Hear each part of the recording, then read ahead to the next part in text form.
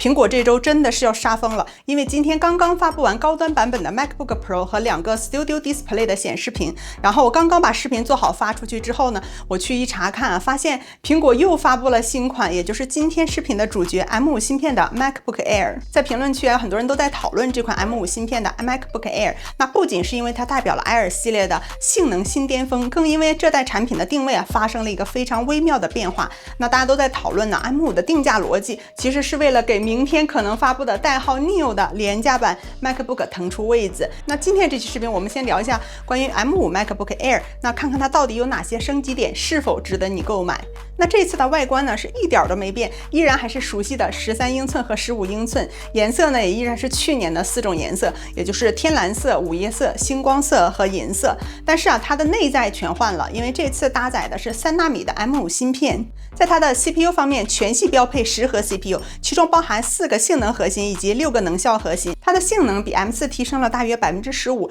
比 M1 提升了将近2倍。在它的 GPU 图形處理器方面呢，提供2個版本，仅用于13英寸的入门版用到的是8核 GPU， 但是呢，還有就13英寸的高端版本以及15英寸的標配版呢，配備的是10核的 GPU。M5 芯片最恐怖的地方在於，它在每一個 GPU 核心裡都塞進了神經加速器，這讓它的 AI 任務處理速度啊，直接比 M4 翻了4倍。這次它的內存容量起步呢是16GB， 那當然了，你也可以去選擇提高它的內存容量可選的範圍呢是24GB。以及呢32GB， 同時在内存寬帶方面呢，提升至153GB 每秒，那比 M4 的120GB 每秒呢，其實提升了大約28%。也就是說，在你開10幾個網頁的同時跑 AI 修圖，然後系統也不會感覺到卡頓。所以如果在本地運行大型的 AI 模型的話呢，你就會感覺就更加的絲滑。那我們再說一下光線追蹤，它升級到了第3代。那比如說你偶爾玩 3A 大作或者是 3D 渲染，那這一代的 Air 的圖形能力啊，就會讓你感到驚喜。這一次有一個非常重要的升級點，就是在它的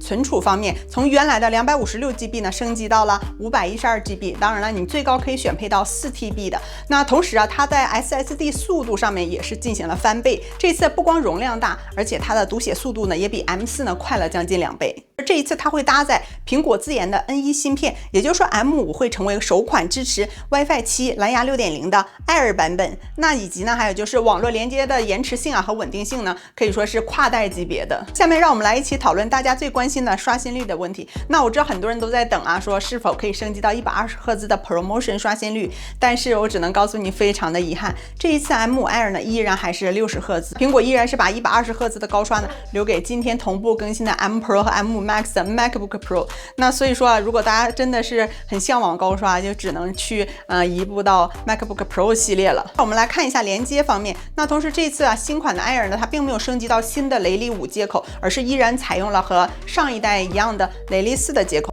其實雷利4的帶寬速度呢已經是40Gbps， 然後對於大多數來說呢，其實也是綽綽有餘的。再讓我們來說一下價格，13英寸的入門版價格是1099美金，人民幣價格是7699； 15英寸入門版價格是1299，人民幣價格是9199。那從價格表面上來看呢，它整體是比去年漲了價格，但其實呢也並不是如此，因為它的硬盤呢是翻倍的。所以說，如果你在去年購買 M4 芯片的 MacBook Air 的時候，如果你去加額外的這個存儲空間的話呢，可能要花的錢比現在還要多。所以說呢，這個是一個變相，雖然是表面漲價，但是變相是降價的。可能大家在想啊，我是否去更換新款的 MacBook Air？ 如果你手裡目前呢是 M1 芯片的，或者是英特爾的版本更老的版本的 Air 的話呢，我覺得還是有必要去升級的。但如果你手裡目前的是 M3 系列、M4 系列，我覺得可能是可以再等一等，或者如果你要求更高呢，當然也是可以考慮最新出來的這個 M5 Pro 和 M5 Max 的 MacBook Pro。那如果你預算有限，我們還可以看一下明天即將更新的